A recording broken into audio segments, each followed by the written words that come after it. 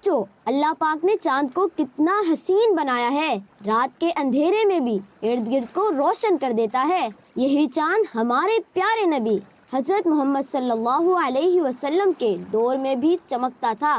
صحابہ کرام رضی اللہ تعالی عنہم نے بھی اسے دیکھا ہوگا۔ بالکل۔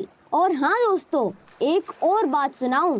صحابہ کرام رضی اللہ تعالی عنہم کہتے ہیں کہ جب وہ اللہ پاک کے آخری نبی حضرت محمد صلی اللہ علیہ وسلم کے چہرے کو دیکھتے اور پھر چاند کو دیکھتے تو نبی کریم صلی اللہ علیہ وسلم کا چہرہ چاند سے زیادہ روشن اور حسین لگتا تھا۔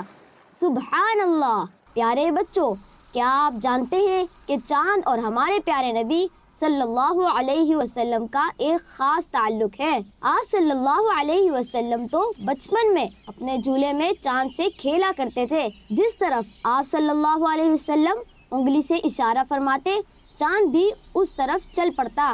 اور صرف یہی نہیں، ایک رات مکہ کے لوگ نبی کریم صلی اللہ علیہ وسلم کے پاس آئے اور بولے، اگر آپ واقعی اللہ پاک کے آخری نبی ہو تو ہمیں چاند کے 2 ٹکڑے کر کے دکھاؤ۔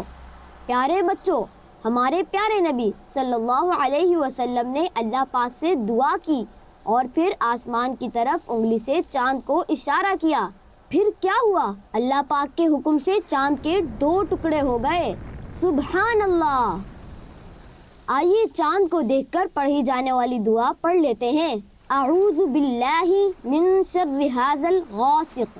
ترجمہ: اللہ پاک سے پناہ طلب کرتا ہوں اس تاریک ہو جانے والی برائی سے۔ اس طرح کی اچھی اور معلوماتی باتیں جاننے کے لیے دیکھتے رہیے مدنی چینل۔ بچوں کا مدنی چینل آ گیا، بچوں کا آ گیا